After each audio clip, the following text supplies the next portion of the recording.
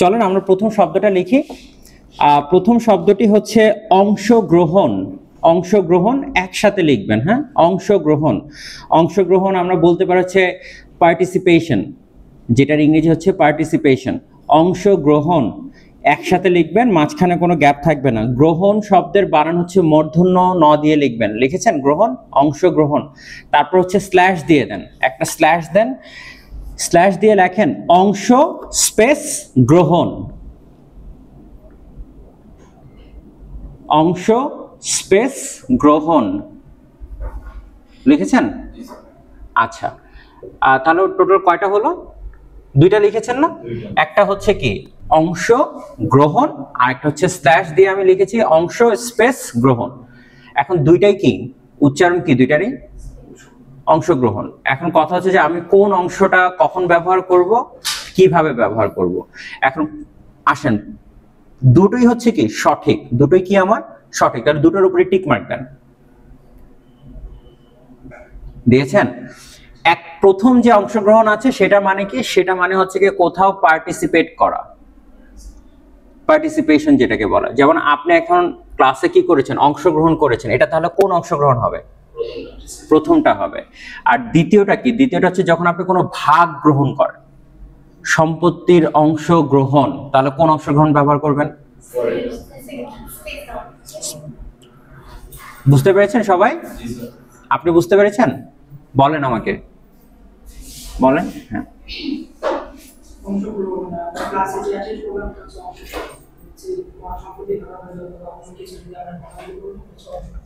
সেকেন্ডটা অংশগ্রহণ হবে। গুড, বসেন। লিখেছেন? তারপর 2 নম্বরে চলে যান। 2 নম্বর লেখেন হচ্ছে অংশীদার।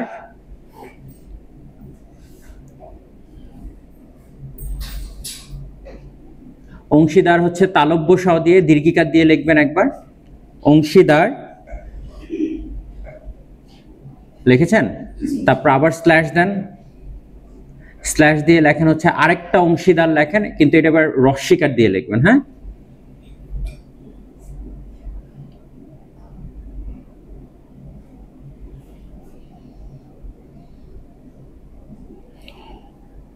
আবার আরেকটা স্ল্যাশ দেন, লেখেন হচ্ছেন অংশীদারত্ব,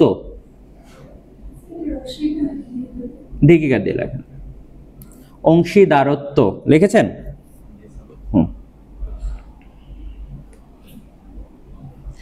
আচ্ছা, বাংলা একাডেমির বানানের নিয়ম অনুযায়ী প্রথম যে বানানটা লিখেছেন দীর্ঘিকার দিয়ে অংশীদার, সেই বানানটি হচ্ছে সঠিক, তাহলে এটাকে একটা টিকমার্ক দিয়ে দেন। আর মাঝখানে যেটা লিখেছেন অংশীদার, সেই বানানটা হচ্ছে কি বেঠিক, সেটাকে একটা ক্রস দিয়ে দেন। আরেকটা লিখেছেন কি অংশীদারত্ব, মনে রাখবেন শব্দটা হচ্ছে অংশীদারত্ব। আমরা অনেক সময় কি বলি, অংশীদারিত্ব বলি, শব্দটা কি হবে আসলে? অংশীদারত্ব। বুঝে গেছে? দারিত্ব বলবো না দারত্ব বলবো? দারত্ব। তাহলে দারত্বকে একটা টিক মার্ক দেন।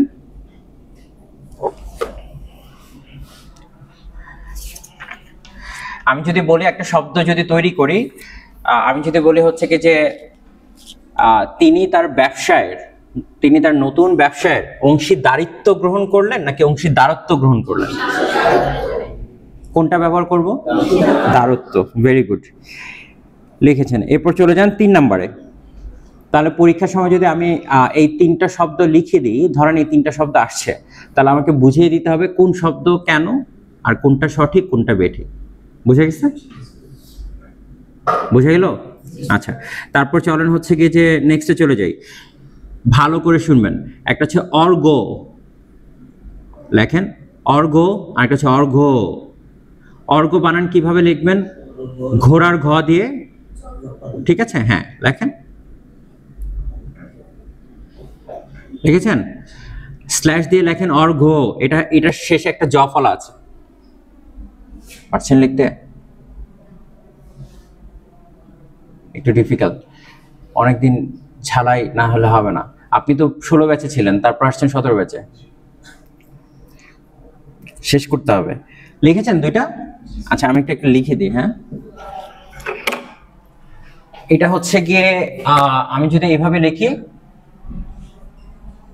এটা লিখেছেন একজনে? আবার আরেকটা লেখেন ঠিক একই, এইটা লিখেছেন? আচ্ছা, এবার আসেন দুইটার মানে কি। আর দুইটার বললাম হচ্ছে দুই রকম মানে আছে। প্রথম যে অর্গটা আছে, লিখেছেন? প্রথম যে অর্গটা আছে এটা হচ্ছে খুব শুদ্ধ একটা শব্দ, কিন্তু এটা আমরা অনেক সময় ব্যবহার করি না, বাট এটার আরেকটা শব্দ আমরা প্রতিনিয়ত ব্যবহার করি, সেটা হচ্ছে মূল্য। সেটা কি ব্যবহার করি? মূল্য। আপনি বলেন না যে ধরেন আমি ডাস্টার, আমরা এটা বলতে পারি এই বক্সটার হচ্ছে অর্ঘ কত। অর্ঘ কত মানে মূল্য কত, বুঝে গেছে? অর্ঘ মানে কি তাহলে? মূল্য। আচ্ছা, এরপর আসেন আরেকটা জফলা আছে, সে অর্ঘ কাকে বলে? সে অর্ঘ হচ্ছে কি, আপনারা দেখবেন পূজার যে উপকরণ দিয়ে যে থালাটা থাকে সেটাকে অর্ঘ বলে। হ্যাঁ, বুঝতে পেরেছেন নাকি বুঝেন না? পূজার উপকরণকে কি বলে? অর্ঘ বলে। লিখতে পেরেছেন? কি কি লিখেছেন? উপকরণটাকেই, মানে উপকরণ তার আসলে আপনি পকেটে নিয়ে ঘুরতে পারবেন না, নিশ্চয়ই একটা থালাতে নিয়েই ঘুরবেন, ওই জিনিসটাকে বলা হচ্ছে অর্ঘ। লিখেছেন? আরেকটা অর্ঘ কি লিখেছেন? মূল্য। বুঝে গেছে? তার মানে দুটো বানান দুই রকম, খেয়াল রাখতে হবে। এরপর আসেন,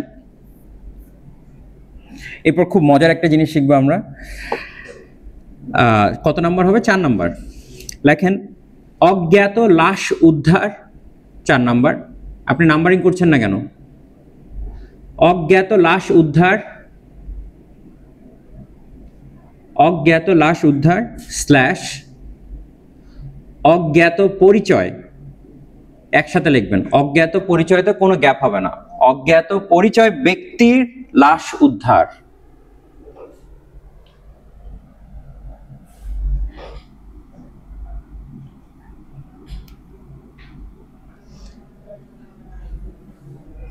লিখেছেন? আসেন। আচ্ছা, অজ্ঞাত মানে কি? অজানা, যেটার কোনো পরিচয় আমার কি হয়নি, জানা যায়নি। আচ্ছা, এবার আসেন, আমরা বলা হচ্ছে সংবাদে দেখবেন যে হচ্ছে পত্রিকার খবরে থাকে কি অজ্ঞাত লাশ উদ্ধার। এই শব্দটা হচ্ছে ভুল, আমরা ব্যবহার করে ফেলি, কিন্তু হচ্ছে এই শব্দটা হচ্ছে ভুল। আমাদেরকে যেই বাক্যটি ব্যবহার করতে হবে সেটা হচ্ছে অজ্ঞাত পরিচয় ব্যক্তির লাশ উদ্ধার। আপনার তো এটা তো বোঝাই যাচ্ছে এটা একটা লাশ, তার কোন জিনিসটা আপনি জানেন না, পরিচয়টা জানেন না, সেজন্য আপনাকে একদম পুরো ব্যক্ত করে বলতে হবে যে অজ্ঞাত পরিচয় ব্যক্তির লাশ উদ্ধার। লাশটা যে পুরুষ নাকি মহিলা সেটা তো আপনি বুঝতে পারছেন, বুঝতে পারছেন না? আপনি কোন জিনিসটা বুঝতে পারছেন না? পরিচয়টা আপনি বুঝতে পারছেন না, সেজন্য আপনাকে শব্দটি বলতে হবে, বাক্যটি বলতে হবে কি অজ্ঞাত পরিচয় ব্যক্তির লাশ উদ্ধার। ক্লিয়ার? এটা মাথায় রাখবেন। আর অজ্ঞাত পরিচয়টা আমরা কিভাবে লিখবো? আলাদা আলাদা লিখবো? একদম একসাথে লিখবো। অজ্ঞাত পরিচয় ব্যক্তির লাশ উদ্ধার। লিখেছেন? আচ্ছা, চলেন এবার আসি আমরা আরেকটা শব্দ শিখি। আরেকটা মজার একটা জিনিস, আমরা বলি একটা কিন্তু করি একটা, বাট আজকে হয়তো ঠিক হয়ে যাবে। দেখেন অতঃপর। অতঃপর বানানটা হচ্ছে, লিখে দিচ্ছি আমি বোঝার জন্য, এখানে লিখছি। দেখেন তো এরকম কিছু একটা লিখেছেন নাকি আপনি? অতঃপর লিখেছেন। আরেকটা লেখেন এরকম, এরকম কিছু একটা লেখেন তো, দুইটাই।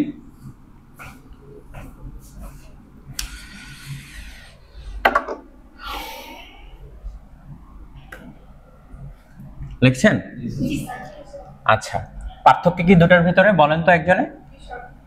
একটা বিসর্গ এসে সমস্যা করছে, এই তো। আচ্ছা, প্রথম যে বানানটুকু আছে সেটা হচ্ছে কি ভুল, গুড, কিন্তু উচ্চারণটা কি হবে? অতঃপর। উচ্চারণটা কি হবে? অতঃপর। আমি যদি বানানটা এইভাবে ভেঙে দিই আপনাদেরকে, প প র, ঠিক আছে? অতঃপর। ক্লিয়ার? হ্যাঁ হ্যাঁ হ্যাঁ, অতঃপর বলা যাবে না, কি বলতে হবে? অতঃপর। বুঝা গেছে? কোন বানানটি লিখবো তাহলে আমরা? দ্বিতীয়টা, অতঃপর। আর উচ্চারণটা কি করব? অতঃপর। ঠিক আছে? অতঃপর। একটু হাসি হাসি লাগবে, পরে ঠিক হয়ে যাবে। সঠিক জিনিস শেখার পরে ইউজ করতে একটু হাসি হাসি লাগে, পরে ঠিক হয়ে যাবে। চলেন আরেকটা শিখি। আরেকটা লেখেন হচ্ছে, কত নাম্বার যাচ্ছে আমরা? 6। আমরা লিখি হচ্ছে অতিরক্ত, অতিরক্ত আরেকটা স্ল্যাশ দিয়ে লেখেন অতিরিক্ত।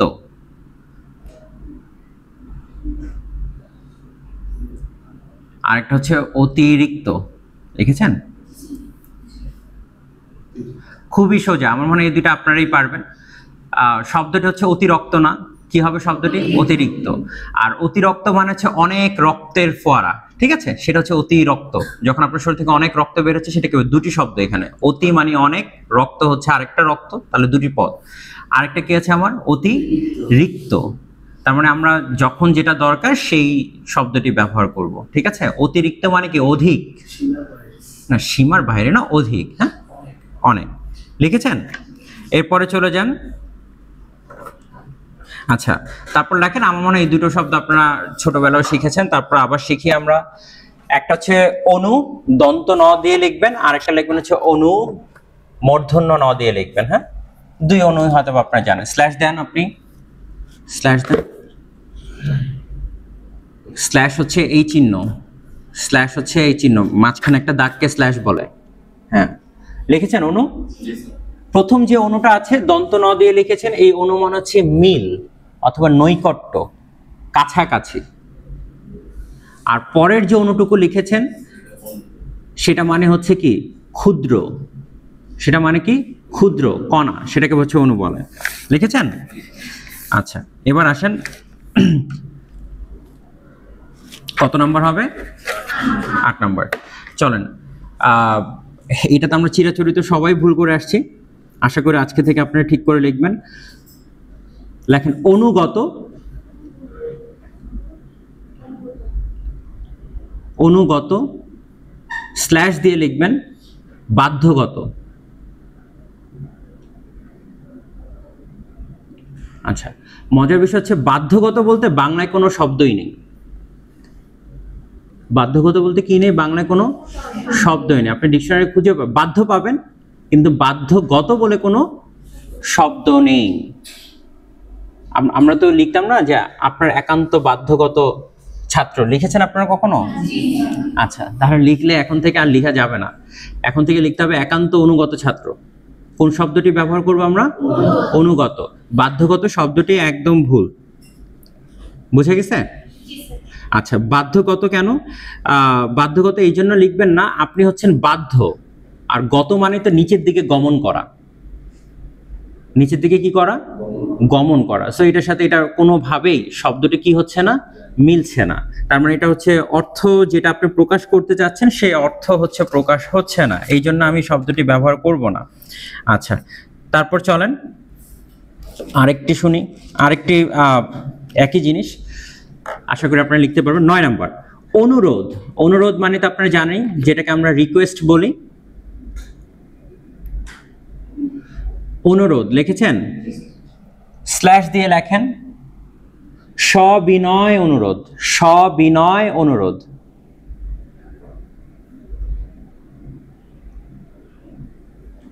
লিখেছেন? আচ্ছা,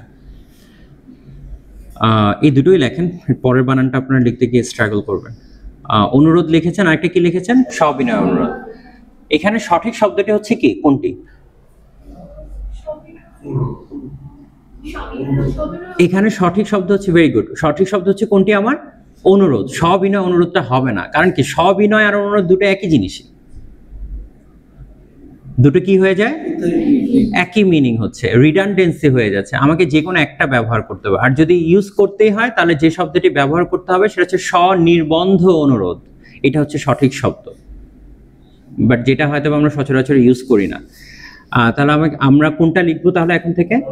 অনুরোধ। আপনি সবিনয় অনুরোধ লিখে শুধু শুধু শব্দের বাহুল্যতা বাড়বে, আমরা কখনো ওইটা ইউজ করব না। আচ্ছা, তারপর চলে আসেন, আমরা আরেকটাতে চলে যাচ্ছি, এর পরেরটাতে। এটা একটু কনফিউজিং, বাট জেনে রাখা ভালো, আশা করি বোঝাতে পারবো। লেখেন হচ্ছে 10 নাম্বার, অর্ধেক সত্য, মাঝখানে একটা স্পেস দিবেন। অর্ধেক সত্য, অর্ধেক সত্য, অর্ধেকের পরে একটা স্পেস দিয়ে সত্য লিখবেন, তারপর স্ল্যাশ দিয়ে লিখবেন অর্ধ সত্য।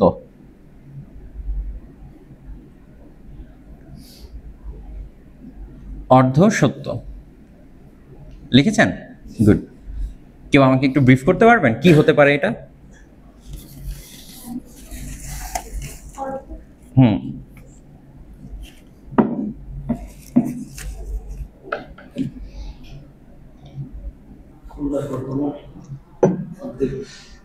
আচ্ছা, হ্যাঁ বলেন। অর্ধেক সত্য ঘটনা আর একটা হচ্ছে কি অর্ধ সত্য, দুটার ভিতরে তো নিশ্চয়ই পার্থক্য আছে। কি হতে পারে? আচ্ছা, আমি যদি সহজভাবে ভাঙি, অর্ধেক মানে কি আমার হাফ, আর সত্য মানে কি সত্য। আচ্ছা, মানে আপনি যে পুরো ঘটনার হাফ কি বলেছেন? সত্য বলেছেন, আর হাফ কি মিথ্যা। আর অর্ধ সত্য যেটা আমরা একসাথে লিখেছি, এটা হচ্ছে কি সত্য মিথ্যা একসাথে গুলায় বলা। একটা হচ্ছে পুরো মিক্সচার, আরেকটা কি অর্ধেক সত্য, মানে আপনি পুরো বর্ণনা দিচ্ছেন কিন্তু এটা হাফ পাওয়া গেছে, এটা 50% পাওয়া গেছে কি সত্য, আর 50% পাওয়া গেছে কি মিথ্যা। আর যখন অর্ধ সত্য বলতেছেন তখন দুইটা হচ্ছে এমন ভাবে মিক্সচার হয়েছে যে আপনি আলাদা করতে পারতেছেন না কোনটা সত্য কোনটা মিথ্যা। দুটোই তো সঠিক, বাট দুটোর প্রয়োগটা কি ভিন্ন ভিন্ন। বুঝা গেছে? আমি যদি বলি আপনার যেটা বলে আপনার জবানবন্দি হচ্ছে অর্ধ সত্য, তার মানে কি এক্স্যাক্টলি, হ্যাঁ, মানে খুব ঝামেলা আছে। আর যদি বলে আপনার জবানবন্দি হচ্ছে অর্ধেক সত্য, অর্ধেক সত্য আর হাফ কি মিথ্যা। বুঝা গেছে? জাস্ট এটা শব্দের পার্থক্য। আপনি যখন এটা আপনারা পাবেন হচ্ছে গিয়ে যখন কোনো পত্রিকা যখন কোনো রিপোর্ট আসে, জবানবন্দি রিপোর্টগুলো আসে, তখন দেখবেন যে দুটো জিনিস, কেউ কেউ লেখে যে অর্ধ সত্য, কেউ লেখে হচ্ছে অর্ধেক সত্য। তার মানে তখন বুঝে নিতে হবে এই শব্দটা আপনাকে কি ইন্ডিকেট করছে। তারপর চলেন আমরা আরেকটা লিখি, 12 নম্বর না 11 নম্বর, অশ্রু জল। কি লিখবো আমরা? লিখেছেন অশ্রু জল?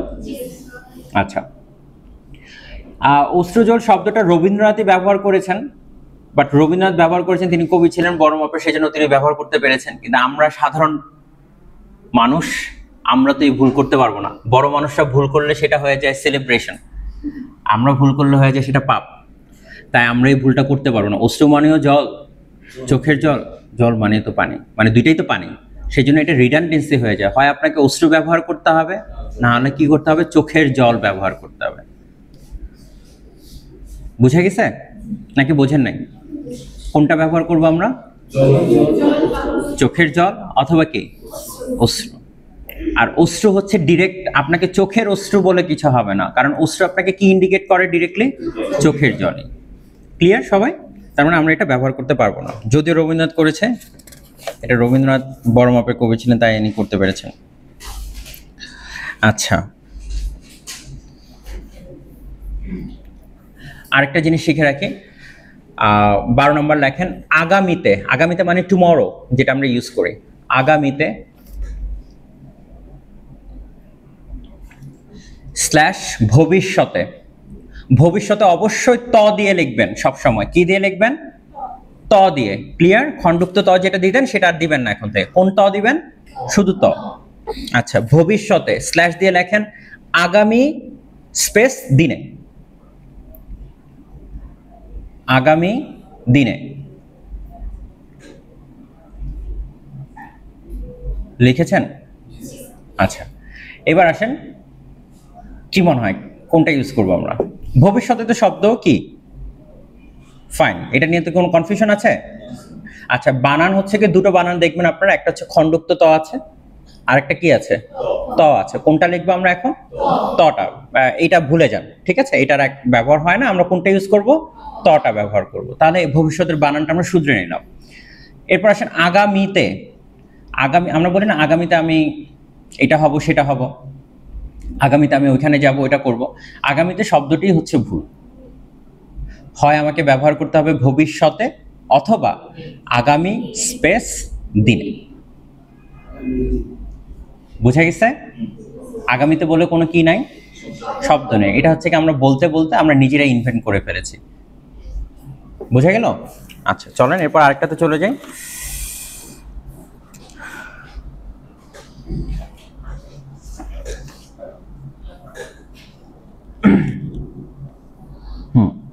আমার এটা আপনারা পারেন।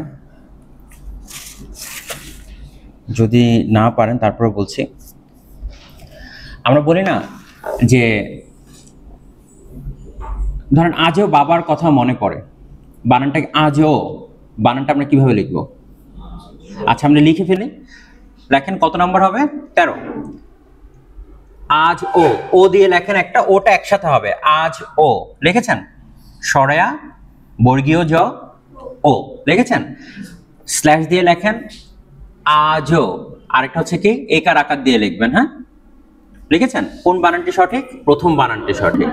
কখনো আমরা ওই আজও শব্দটি লিখবো না। অনেক সময় আমরা টাইপ করতে গিয়ে, যেহেতু ওই যে এখন আমরা গুগল টাইপিংটা ইউজ করি, সেখানে কি হয় মানে গুগল টাইপিং দ্বারা এটা বোঝে না, গুগল হচ্ছে আপনার উচ্চারণ থেকে নিয়ে নেয়। সো মাথায় রাখবেন গুগল যা বলছে তাই যে সবসময় সঠিক তা না। ক্লিয়ার?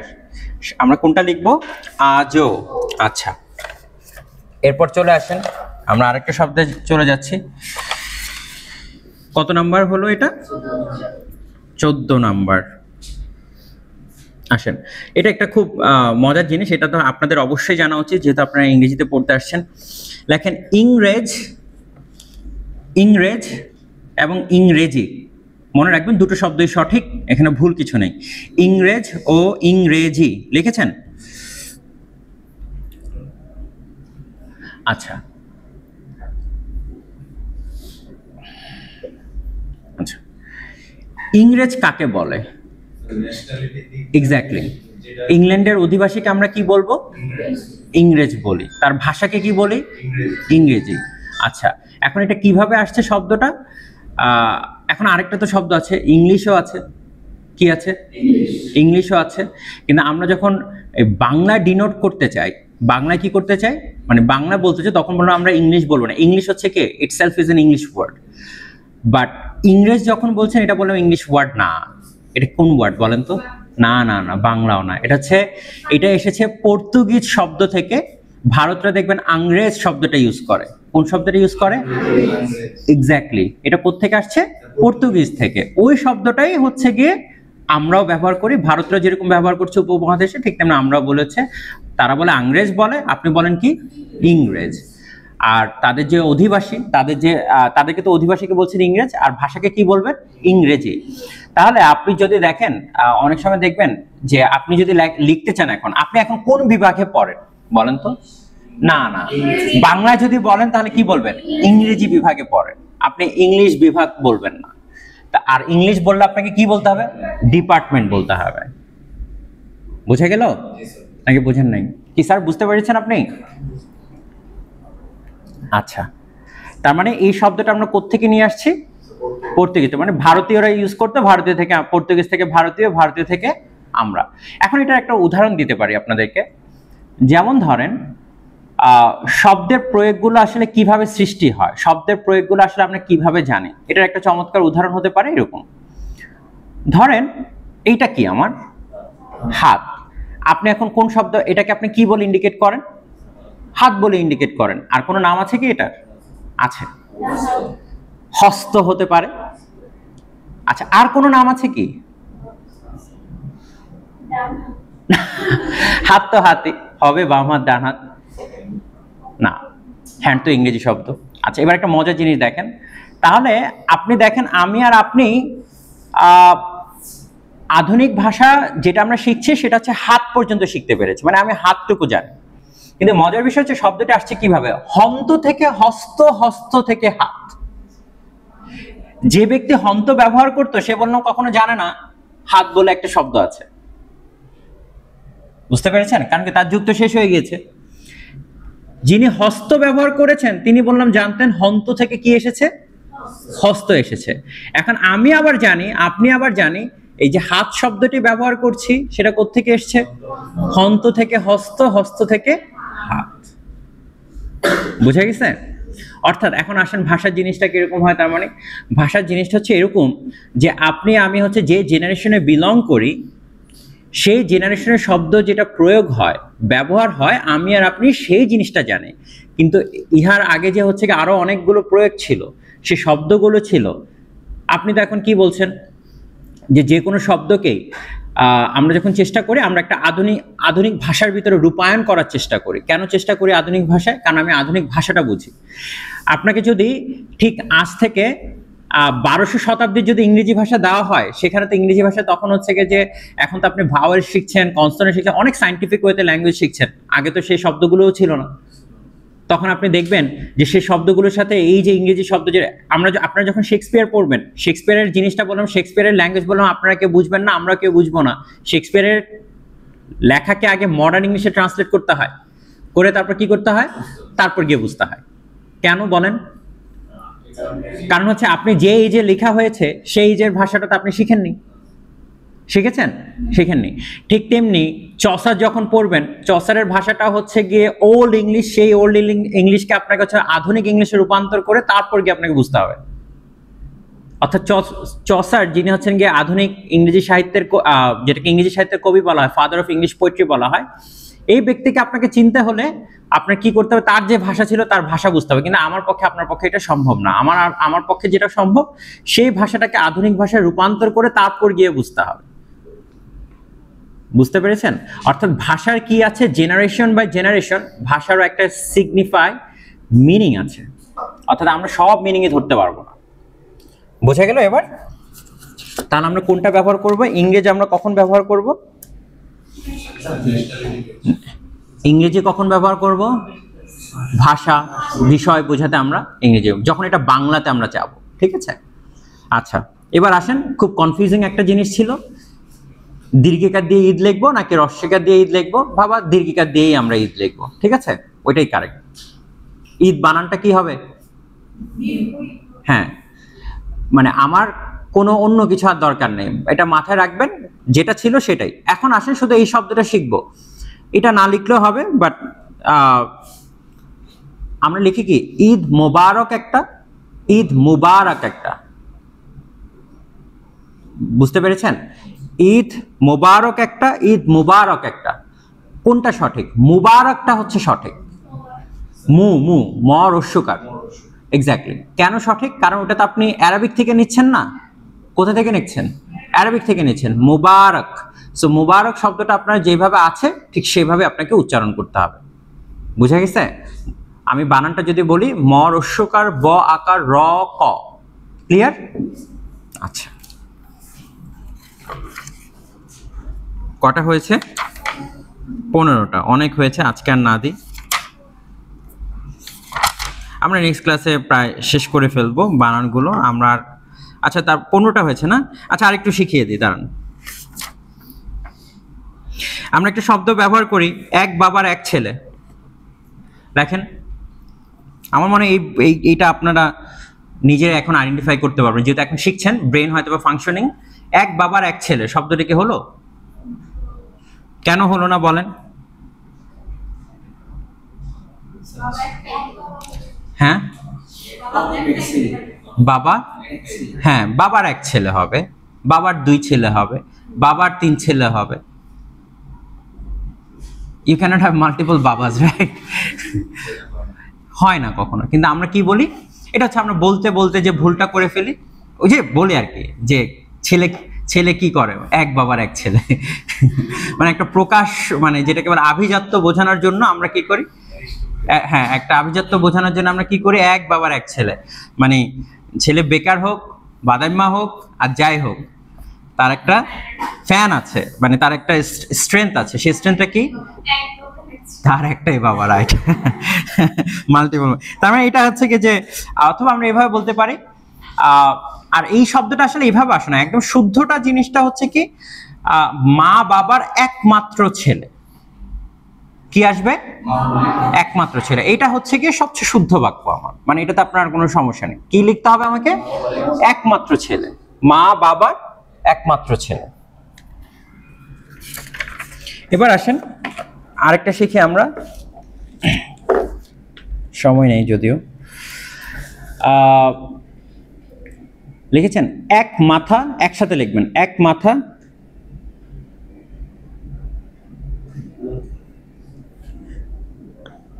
এক মাথা হচ্ছে একসাথে লিখবেন, হ্যাঁ। আরেকটা লিখবেন, স্ল্যাশ দিয়ে লেখেন এক স্পেস মাথা।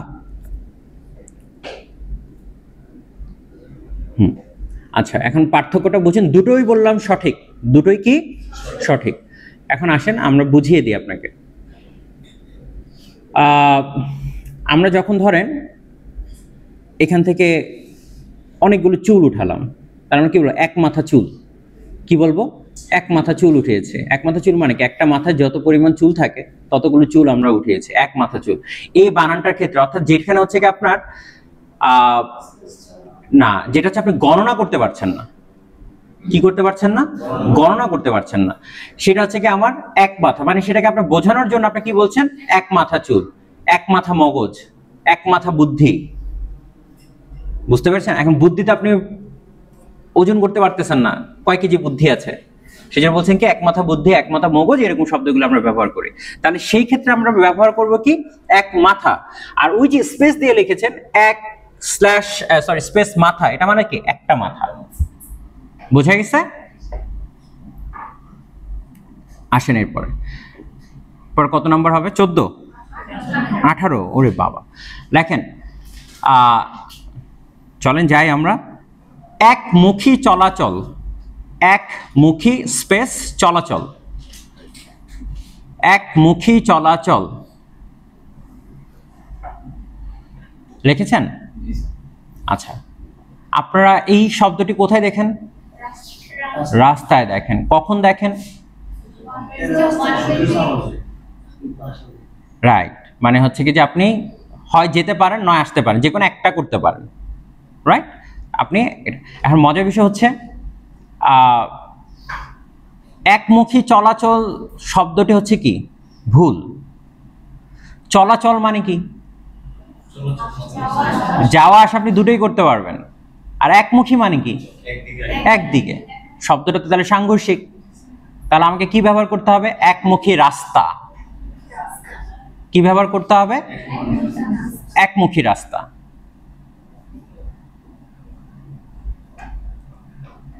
আর চলাচল বাবা সবসময় দ্বিমুখী হয়, কারণ আপনি যাবেন আসবেন, তার মানে এই শব্দটি কখনোই চলাচল হবে না। ব্যবহার করতে হবে কি আমাকে, একমুখী রাস্তা। লিখেছেন? গুড।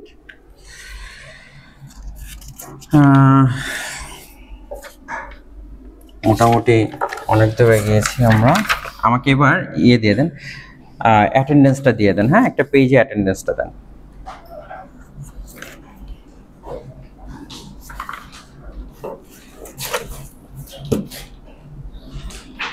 আচ্ছা ঠিক আছে, আমাকে দিতে হবে না, এরপর কি ম্যামের ক্লাস না, ম্যামের ক্লাসে দিয়ে দিলে হবে। হ্যাঁ, আর রেকর্ডিংটা অফ করেন।